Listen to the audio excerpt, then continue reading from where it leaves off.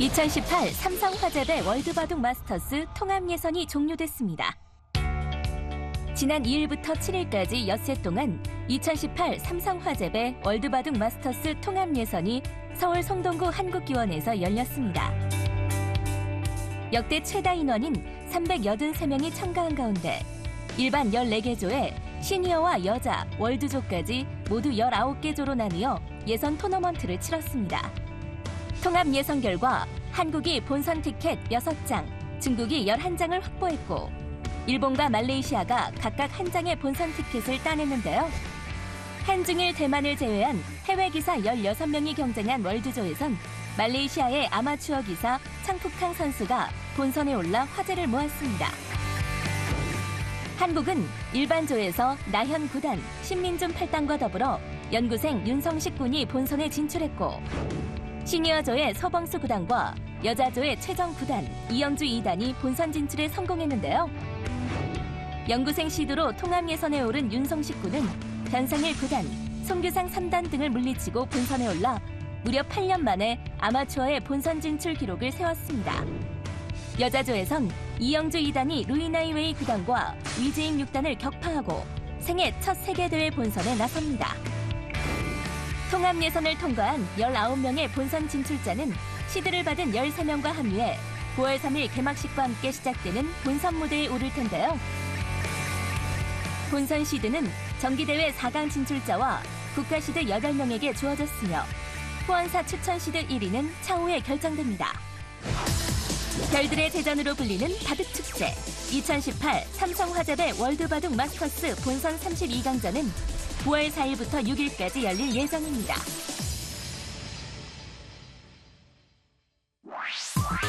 제12기 지지옥션배 신사대 승려 아마 연승대항전에서 신사팀이 최종 승리를 차지했습니다. 올 시즌 지지옥션배 신사대 승려 아마 연승대항전은 신사팀의 두 번째 주자 김정우 선수의 3연승으로 초반 기선이 제압됐습니다.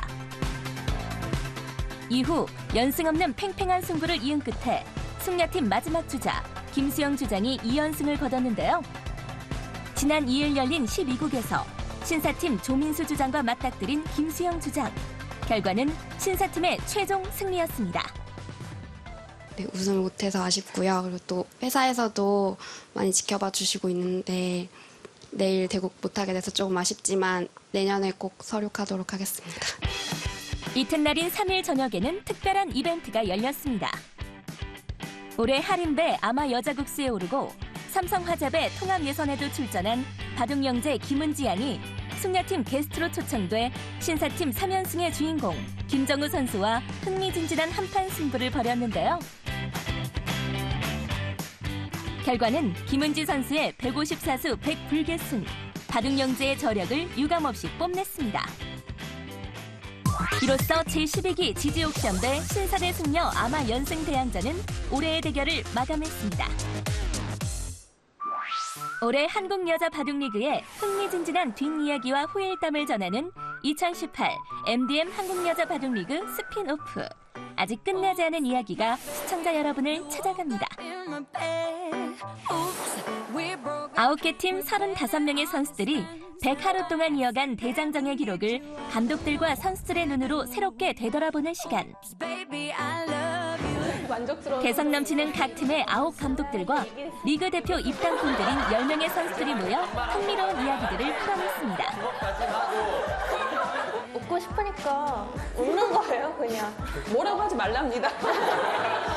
저는 제가 잘못했나 아니면 되게 좋아하는 표정을 바둑둥지 세 수밖에 안 됐기 때문에 바둑이 마음에 들었을 리는 없다고 생각을 했는데 혹시 뭐 두 번째 수가 완착이 나왔고 제가 좀 실착이 있었던 것 같아요.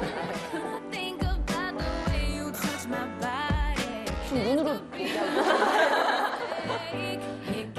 여자 바둑리그와 함께한 100여일간의 울고 웃는 추억들, 미처 밝히지 못했던 배꼽 잡는 사연들이 모두 공개됩니다. 2018 MDM 한국여자 바둑리그 스핀오프. 아직 끝나지 않은 이야기의 끝은 어디일지 기대해 주시기 바랍니다. 3.15 의거 58주년 기념 제14회 3.15 의겁의 전국 아마 바둑대회가 지난 8일 경남 창원시 마산 용마고등학교 체육관에서 열렸습니다.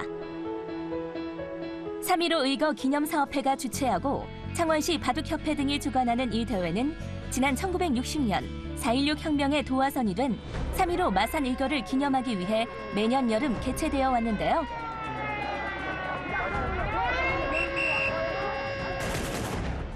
대회 시작 전 3.15 의거를 되새기는 영상물 상영으로 참가 학생들에게 민주주의 의식을 고취시켜 왔습니다. 200여 명이 부상당한다.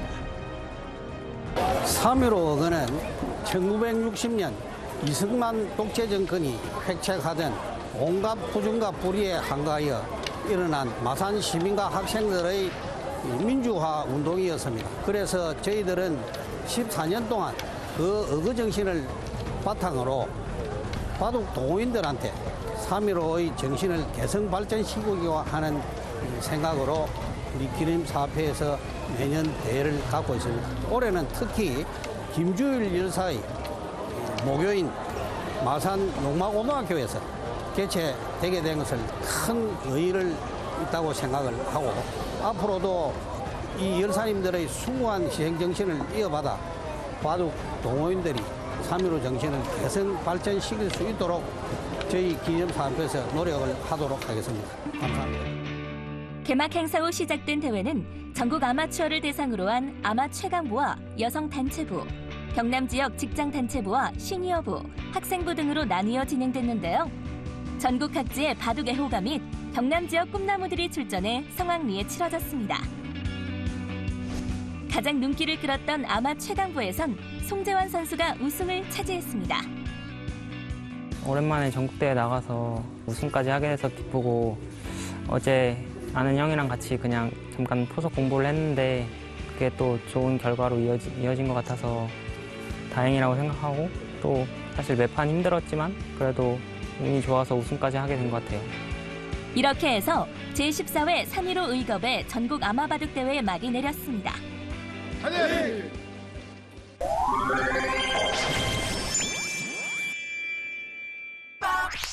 바둑계 핫 이슈와 반드시 짚어봐야 할 주제들을 바둑 전문 언론인에게 들어봅니다. 위클리 포커스. 오늘은 월간 바둑 이영재 기자, 타이즘 정현주 기자와 함께합니다.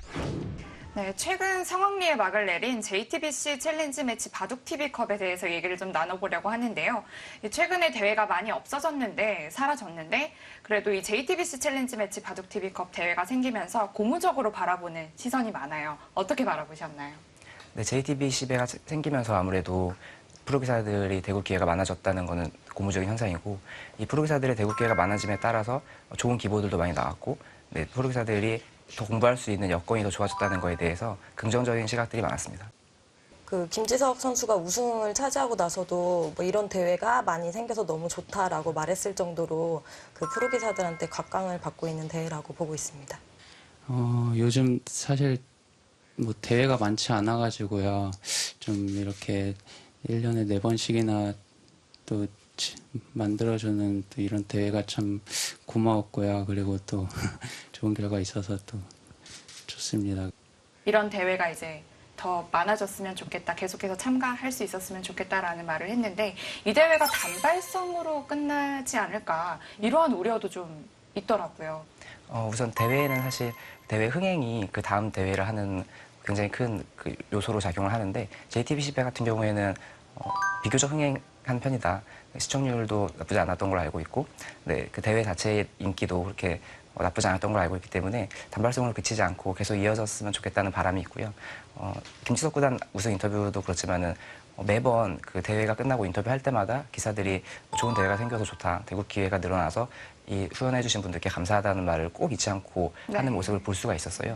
아마 후원사에서 이런 점들을 고려해서 계속 대회를 이어나가지 않을까 생각합니다. 이게 1차부터 4차 대회까지 이제 매월 한 차례씩 열렸는데 그렇다면 어떤 신예 기사가 좀 눈에 띄셨나요?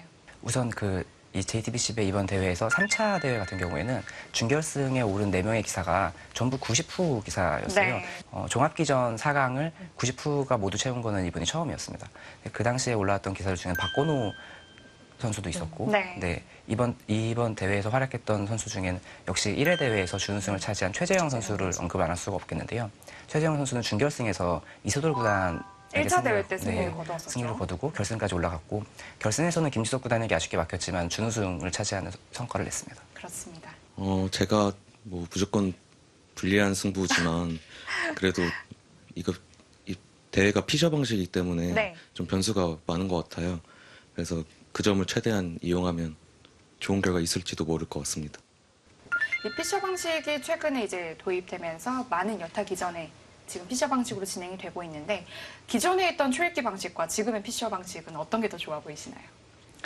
이세돌 구단이 2차 대회에서 우승한 다음에 인터뷰를 했는데 피셔 방식에 대한 질문이 있었어요. 피셔 방식을 어떻게 생각하냐는 질문에 그러니까 초반이 좀 중요한 것 같습니다. 20초 초읽기는 어차피 계속 20초이기 때문에요. 네, 피셔는 초반에 잘 풀려서 시간을 조금 세이브할 수 있기 때문에 그런 측면에서 조금 유리한 쪽에서 좀 더 유리한 게 아닌가. 그러니까 우세를 조금 더 지킬 수 있지 않나 생각합니다. 사실 피셔 방식은 속기를 잘 두는 사람이 유리하지 않을까 많은 사람들이 예상을 했는데 사실은 속기와도 좀 관계가 있겠지만 그보다 더 큰 것은 초반을 잘 짜서 초반에 유리해지면은 역전 당하기 쉽지 않은, 그러니까 역전을 해야 되는 쪽에서 부담스러운 방식이다. 초반에 좀 중요성이 올라갔다. 그렇게 볼 수 있겠습니다. 특히 신진서 선수가 이 피셔 방식에 정말 특화된 선수가 아닌가라는 생각이 좀 들었는데 어떻게 보셨나요? 특히 이제 신진서 선수 같은 경우에는 원래도 굉장히 빠른 착점을 하는 선수로 알려져 있는데 인공지능과 최근에 많이 연습을 한다고 들었어요. 그래서 인공지능과의 대구에서 나왔던 수법을 JTBC배에서 구사를 해서 재미를 본 경우가 굉장히 많았는데, 이런 식으로 가더라도 노출되어 있으니까요. 뭐 이런 식으로 갈라가겠다 뭐 그런 생각으로 보여지긴 합니다만 비슷한 맥락이겠죠. 계속 이 끊는 것을 보면서 결국 이쪽을 연결시키고 싶다. 그런 생각인데요. 정말 독특한 감각이지 않습니까?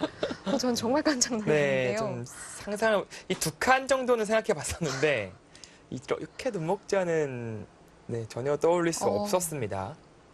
특히 이제 신진서 선수처럼 빠르게 착점을 하는데 상대를 까다롭게 하는 수를 구사하는 그런 기사에게 좀 유리한 방식인 것 같기도 하고요. 네, 신진서 선수 얘기 나가서 그러는데 신진서 선수가 좀 덜컥하는 수가 많다고 얘기를 하잖아요. 그래서 피셔 방식이어서 뭐 속기전이고 이래서 좋긴 한데 이제 그런 점들은 좀 보완을 해나가는 게 어떨까라는 생각이 듭니다. 그래서 또 기억나는 판이 신진서 선수와 신민준 선수의 4강전이 있었잖아요. 그때 대국도 100을 잡고 신진서 선수가 대국을 했는데 뭐 충분히 덤을 내고도 이제 남을 그런 형세였는데 이제 그 대국을 역전을 결국 당했어요. 그때도 어떻게 보면 좀 덜컥수에 힘입어서 그렇게 된 것 같은데 그 대국 혹시 보셨나요?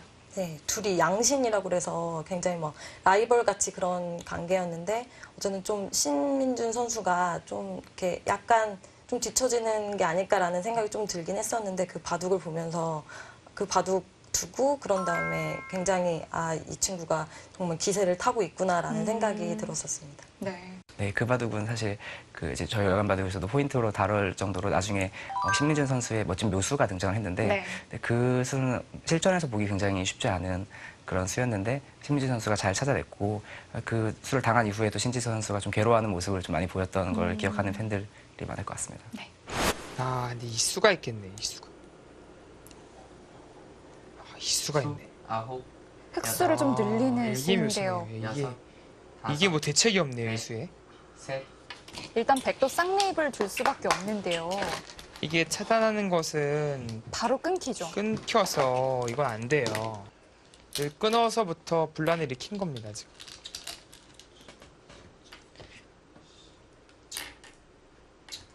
네, 본인도 괴로워하죠. 이게 그 괴로움을 지금 참지 못할 만큼 유리한 바둑을 역전당한 겁니다. 예전에 이세돌 구단 그리고 지금의 박정환 구단, 신진서 구단 앞으로 이제 한국 바둑계 그리고 세계 바둑계를 이끌어 나갈 그런 차세대 1인자들이 있잖아요. 신진서 선수의 그때 대국 태도를 보고 좀 아쉬워했던 바둑 팬들이 좀 많이 계셨던 것 같아요.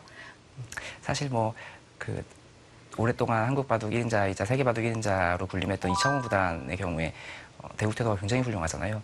그것에 좀 그 기억이 남아있는 팬들은 이창호 구단과 같은 모습을 좀 보고 싶을 것 같아요. 근데 사실 이것은 좀 시대적 흐름과도 관계가 있는데 당시에는 좀 제한 시간이 긴 바둑들이 많았거든요. 이창호 구단이 성적을 내던 시기에는 국내 기전 결승은 5시간이었고 세계대회에서도 뭐 4시간 이상 바둑들이 많았던 시대인데 지금은 속기전이고 마음을 좀 추스릴 수 있는 시간이 좀 부족한 좀 감도 있어요. 그리고 아무래도 좀 더 예전에는 바둑이 좀 예도로 됐다면 지금은 스포츠인데 사실 스포츠에서는 어떤 그런 그 감정이 표출되는 것조차도 하나의 어떤 그 경기 요소일 수 있고 재미일 수 있기 때문에 사실 신진서 선수도 이런 점에 대해서 팬들의 의견이 좀 있다는 걸 알고 있는 걸로 압니다. 네, 아마 차차 고쳐 나갈 거라고 생각을 하고 너무 질책하시기보다는 좀 격려도 같이 해주셨으면 좋겠습니다. 네, 저 같은 경우도 이제 신진석 선수한테 나중에 물어봤어요. 그런 얘기가 있던데 어떠냐 그랬더니 자기 자신도 그런 모습이 있는지 몰랐다고 하더라고요. 네. 그러니까 이게 속기전이기도 하고 이제 방송을 통해서 자기 모습을 보게 되잖아요. 그러다 보니까 그런 이제 것들이 있는데 물론 이제 속으로 그렇게 하지 말아야지라는 생각을 할 수도 있는데 그런 게 너무 마음이 커져버려서 바둑 이제 대국할 때 영향이 없었으면 좋겠습니다. 네, 저도 이제 그 대국을 보고 신진서 선수를 보면서 저도 조금 더 그냥 지켜봐줬으면 좋겠다라는 생각이 많이 들더라고요. 하지만 너무 지켜본다기보다는 이렇게 옆에서 말씀해 주시는 것만으로도 많은 도움이 될 것 같다는 생각이 들었고 조금만 더 격려를 많이 해주셨으면 좋겠다는 생각이 들었습니다. 자, 마지막으로 이 1차 대회에서 4차까지 한 차례씩 이제 대회가 이제 일어났었고 그리고 우승자, 준우승자가 가려졌는데 왕중왕전을 하게 된다면 어떨 것 같으신가요?